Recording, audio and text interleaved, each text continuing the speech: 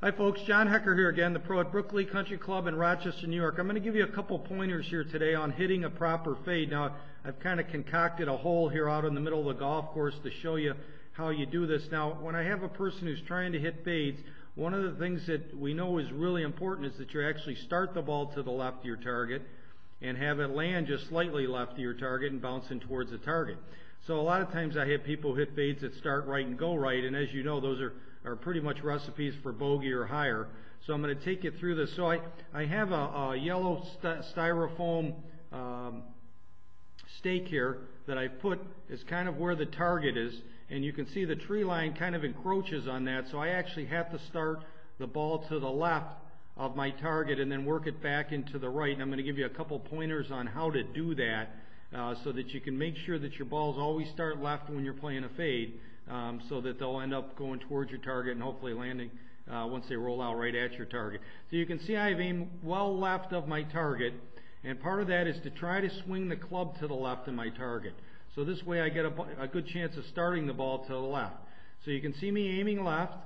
I'm going to swing the club back, and the thing that I'm really going to focus here on is trying to swing up in my backswing. I realize I don't have a very upright backswing, but believe me, I'm feeling like it's going up. And now I'm trying to swing the club to the left of my target. So you can kind of get the sense of my arms and my body all going to the left of my target. So I'm swinging what I feel like is up in my backswing and then swinging to the left. And you can see the ball starts left of my target, and this one worked back nicely into my target. So it gives you a couple ideas here. Now I want to make sure I include one of the key things from the face-on view here that you've got to do. You've got to make sure that the ball is up in your stance. So this one, as you can see from my alignment stakes, is right off my left heel. When you're trying to play a fade, you want to move the ball up in your stance. That helps start the ball to the left. It also helps make the swing path go left of where the face is aiming, which obviously helps you ensure yourself of hitting a fade. So even though my swing is kind of a rounded swing, I'm feeling like I'm up in the backswing.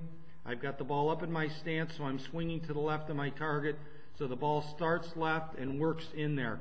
So if you want, you can kind of build a workstation like I have here. Either go out on the course and find a tree that you work the swing around, or use some kind of device here to get your mindset of starting the ball to the left when you're trying to play a fade.